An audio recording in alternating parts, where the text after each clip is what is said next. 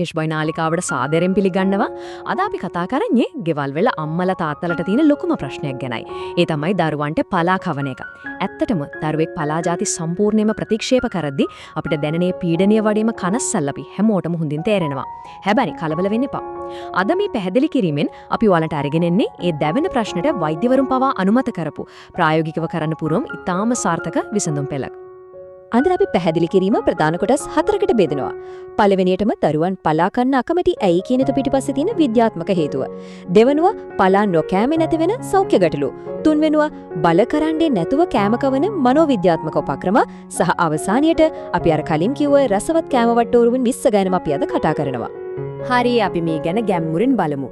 දරුවන් ඇයි මේ තරම් පලා කන්න අකමැති කියලා තේරුම් ගන්න එක අනිවාර්යෙන්ම වැදගත්. කවදා හරි හිතලා තියෙනවද දරුවන් ස්වභාවයෙන්ම තිත්ත රසයට මෙච්චර අකමැතියි කියලා? ඇත්තදම මේක ළමයින්ගේ මුරණ්ඩුකමක් නම් නෙවෙයි. මේක සම්පූර්ණයෙන්ම අපේ ශරීරයේ තියෙන ජීව විද්‍යාත්මක කාරණයක්.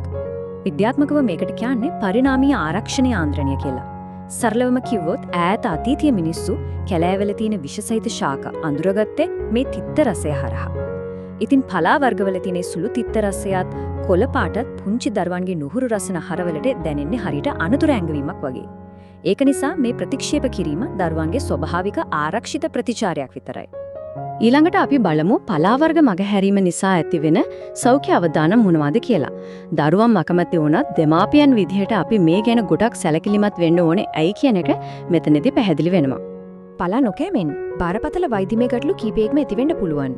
ගොටුකොළ වගේ පලා වර්ග දරුවාගේ මොළයේ සහ ස්නායු පද්ධතියේ වර්ධනයට අත්‍යවශ්‍යයි. ඒ වගේම මුකුණු ඇන්න කංකුම් වලින් ලැබෙන විටමින් A සහ C හරහා ප්‍රතිශක්තිය වැඩි කරනවා.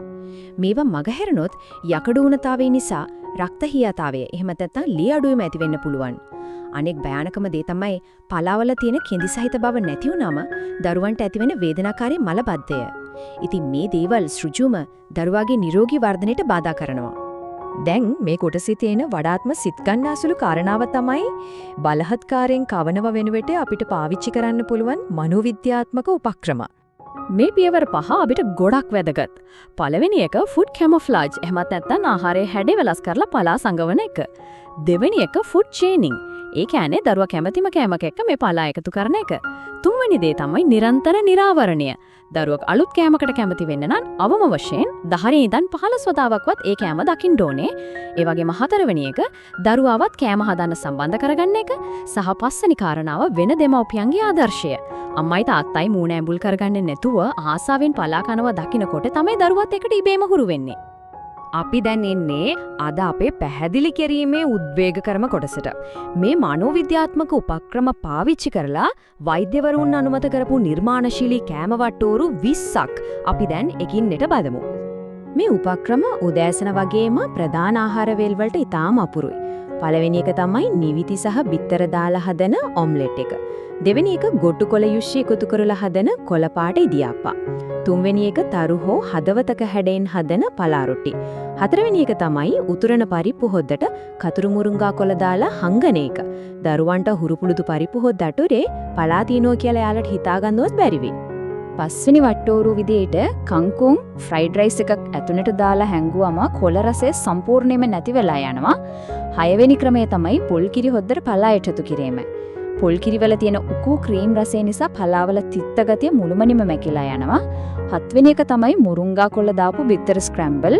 ඒ වගේම අටවෙනි එක මුකුණු වෙන්න දාපු කොළ පාට නූඩල්ස් හෝ පැස්ටා. නවවෙනි ක්‍රමය තමයි පලා සහ අල කට්ලට් එහෙමත් නැත්නම් පැටිස්. 10වෙනි එක නිවිති සහ චීස් සෑන්ඩ්විච්. 11වෙනි එක තමයි අපේ මොන්ස්ටර් පෑන්කේක්. එහෙමත් නැත්නම් නිවිති දාපු කොළ පාට පෑන්කේක්. මේකෙන් අපූර්වට පැහැදිලි වෙනවා කෑම එකක නමයි පාටයි වෙනස් කළාම යකඩ පිරුණු කෑම වේලා කොච්චර විනෝදජනක කරන්න පුළුවන්ද කියලා. 12වෙනි එක තමයි ළමයි ආස කරන නිවිති මීට් බෝල්ස්.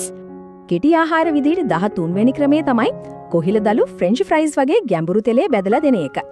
14වෙනි එක කඩල හෝ මුං ඇට එක්ක සාරණ ටෙම්පරාදු කිරීම.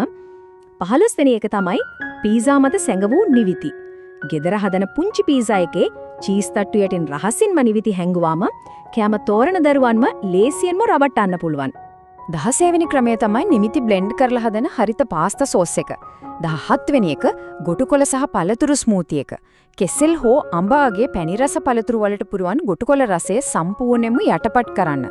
18 වෙනි එක තමයි පොල් කිරි ටිකක් වැඩියෙන් දාලා හකුරු කෑල්ලක් එක්ක දෙන කොළ කැඳ. මේ වගේ දියරමය ක්‍රම ආහාර සංගවන්න ඉතාමත් සාර්ථකයි. අපේ අවසාන වටෝරු දෙක වෙන්නේ 19 වෙනි ක්‍රමය වන පලා මිශ්‍ර එළවලු සුප් සහ 20 වෙනි ක්‍රමය වන බතල සහ මුකුණු වැන්න පූරි එක. මාස 6 ඉඳන් 12 දක්වා කුඩා දරුවන්ට මුලවදියේදීම ඝන ආහාර හඳුනා දෙනකොටම බතල වගේ රසයක් එක්ක මේ විදියට පලා හුරු කිරීම ඔවුන්ගේ අනාගත සෞඛ්‍යයට ගොඩක් වැදගත්. ඉතින් මෙහි ඇති වැදගත්ම කාරණාව වෙන්නේ දරුවන්ට කිසිම වෙලාවක බැනලා බල කරලා පලා කවන්න උත්සාහ කරන්න එපා. ඒ වෙනුවට ඉවසීමෙන් මේ වගේ ආහාර සංගවීමේ උපක්‍රම පාවිච්චි කරන්න. බල කරන්න එපා සංගවන්න කියන එක තමයි අපිට මේකෙන් ගන්න තියෙන ලොකුම පණිවිඩය. අපේ මේ අද පැහැදිලි කිරීම ඔයාලට ප්‍රයෝජනවත් වුණා නම් ලයික් කරන්න, අනිත් අයටත් බලන්න ෂෙයා කරන්න, සහ ඔයාලගේ අදහස් පහලින් කමෙන්ට් කරන්න අමතක කරන්න එපා. දරුවන්ගේ පෝෂණය ගැන තවත් මෙවැනිම වටිනා අතුරුතුරු දැනගන්න නාලිකාවේ තියෙන දරුවන්ගේ පෝෂණයේ ප්ලේලිස්ට් එක නරඹන්න කියලා පිටා ආදරෙන් ආරාධනා කරනවා. ඉතින් මේ රහස උපක්‍රම වලින් පස්සේ හෙට උදේට ඔයාලගේ දරුවගේ කැම පිඟානේ හැංගෙන්නේ මොන පලා වර්ගයේද? තවත් මේ වගේම හරවත් පැහැදිලි කිරීමකින් නැවත හමු වෙමු. සුබ දවසක්.